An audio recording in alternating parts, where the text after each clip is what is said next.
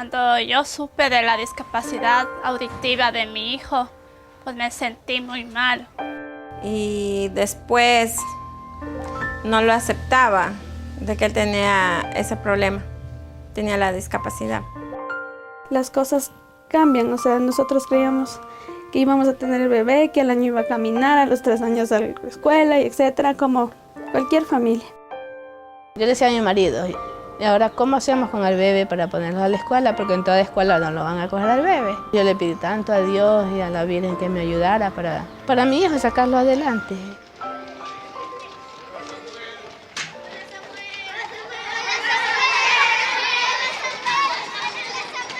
Un día yo fui a hacerme ver al centro de salud y la doctora del centro de salud me dio un contacto y me dijo que en la escuela Emmaus iban a hacer un proyecto en donde les iban a ayudar a los niños especiales, y así fue la forma en la que yo me enteré.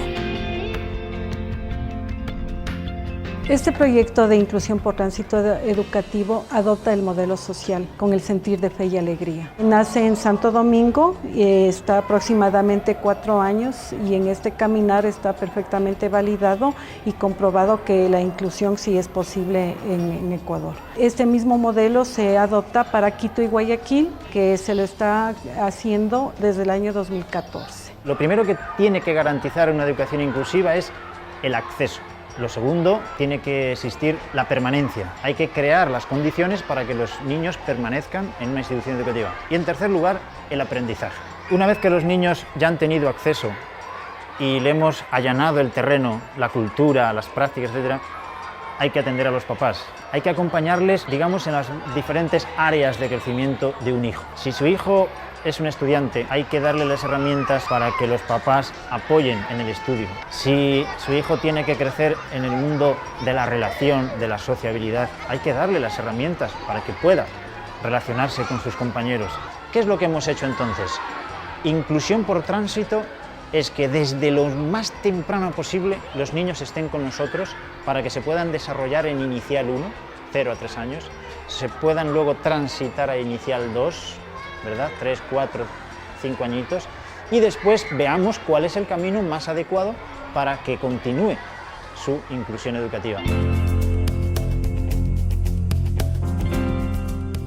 Aquí en Quito se ha logrado identificar a los niños que tienen alguna discapacidad. Luego de esta identificación se hizo un mapeo en la que logramos identificar la realidad de los niños, la fortaleza de los niños, los desafíos que ellos presentan.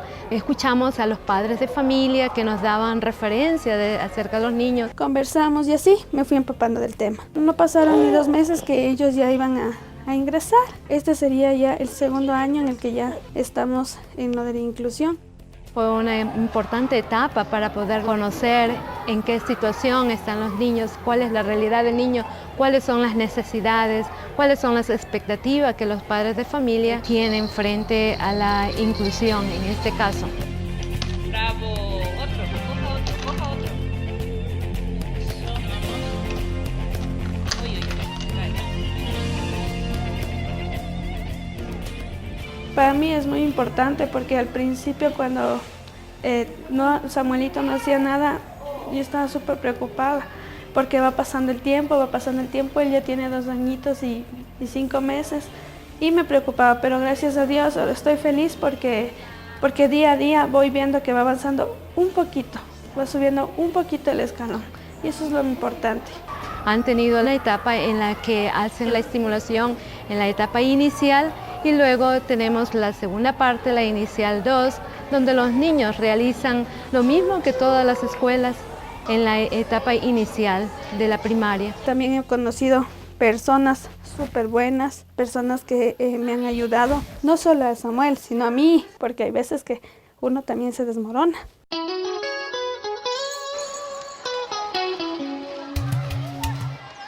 Como Guayaquil, nosotros nos encontramos en la fase del inicial 2. El porcentaje de estudiantes con discapacidad que en la unidad educativa Tepeyac tenemos 47 estudiantes. En la parte inicial nosotros tenemos 21 estudiantes con discapacidad. los cuales manejamos discapacidad física, discapacidad auditiva, discapacidad intelectual, discapacidad visual. Estos estudiantes pasan al inicial 2, que está dividido en inicial 2 intelectual e inicial 2 de senso-percepción. Mi hijo vino a los 2 años, 5 meses, entró aquí. Él caminaba, pero temblosito, se caía. Yo no pensé que mi hijo iba a tener tremendo adelante así como ha tenido. Él, así como ustedes lo ven, llega aquí a la escuela a saludar a todos, y cuando es así de que la profesora les pone a enseñarles, él sí pone atención. Él no intentaba por comer solo, y aquí la señorita le enseñó. Eso es un adelanto que mi hijo ha tenido.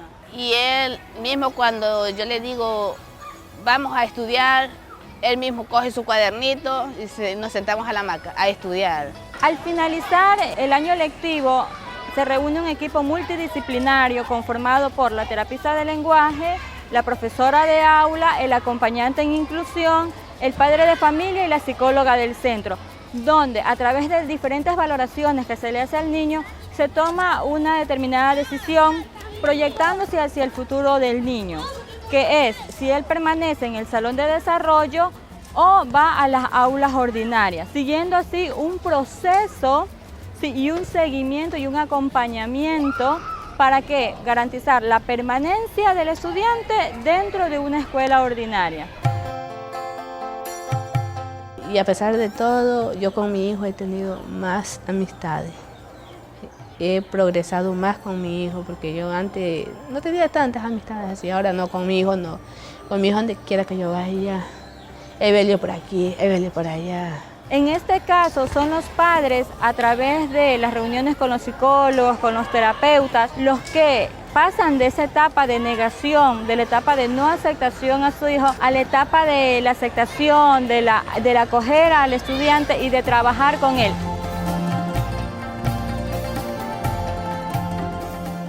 El padre José María Vegas nació en Rancagua, Chile, el 4 de diciembre de 1910. Como centro de referencia, ni más ni menos, ir adelantándonos, ir construyendo juntos ya el camino de una manera lo más estable posible. Tenemos trazadas unas líneas, creo que va funcionando básicamente, pero hay que hacer correcciones en el camino. Cuando nosotros, que ya vamos en ese sentido un poco por delante, vemos qué correcciones hay que hacer, nuestros compañeros de Guayaquil y Quito, que nos juntamos periódicamente, ya van tomando nota de qué correcciones hay que hacer. Por ejemplo, determinadas discapacidades no se pueden incluir de la misma manera. A la hora de seguir el proyecto de inclusión por tránsito, en el camino que se abre hacia la escuela regular, nos hemos ido especializando en discapacidad auditiva y en discapacidad visual. Y tenemos que, sin duda alguna, que seguir con la intelectual, porque de ley, la intelectual es la más abundante. Para la intelectual necesitamos de ley apoyos pedagógicos, están en los acuerdos ministeriales. Para la visual necesitamos guías, tutores de seguimiento, se llaman en algunos sitios. Y es muy importante que los niños desde pequeñitos vayan aprendiendo braille, ábaco, orientación y movilidad. Y para la discapacidad auditiva necesitamos dos cosas. Una modelo lingüística que le enseñe a su igual sordo el lenguaje. Y el otro, cuando ya estén en el aula, necesitamos un docente intérprete que le apoye a la profesora que está con 40 niños en la escuela regular oyente, necesita alguien que le apoye para los otros dos con discapacidad auditiva.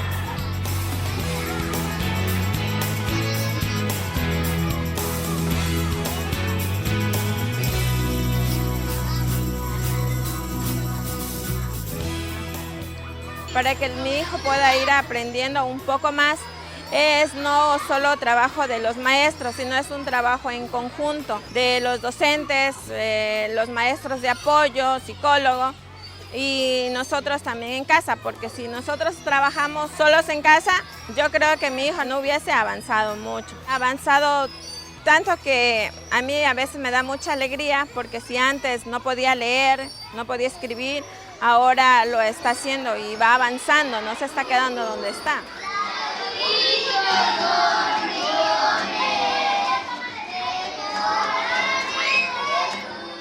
La capacitación que nos ha brindado la institución en lo que es el lenguaje de señas, pues a mí me ha servido de mucho, porque gracias a ese lenguaje yo he podido comunicarme con mi hijo, hemos podido conectarnos mutuamente, hemos podido expresar lo que sentimos y estamos muy bien.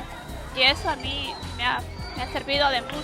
Yo a veces me pregunto, mi hijo, ¿qué especialidad cogerá? ¿Llegará a ser más grande que yo?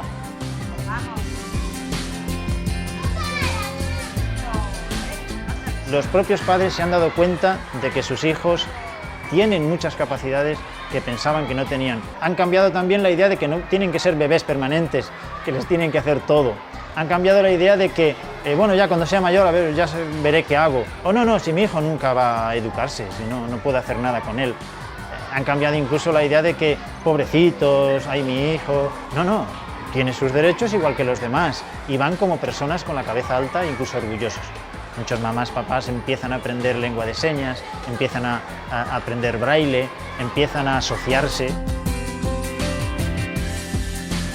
Esta experiencia ha sido muy apasionante, el sentir las cercanías, el palpar las necesidades de las familias, de los niños en condición de discapacidad nos permite crecer no solamente profesionalmente, sino espiritualmente. Una persona que cambia su idea, de que acepta la diferencia y de que legitima esa diferencia, eso es para nosotros un horizonte muy claro de que Fe y Alegría está caminando y está aportando, sí, a la sociedad también, pero a que esas familias fortalezcan su autoestima y se sientan grandes, porque la diferencia es lo cotidiano.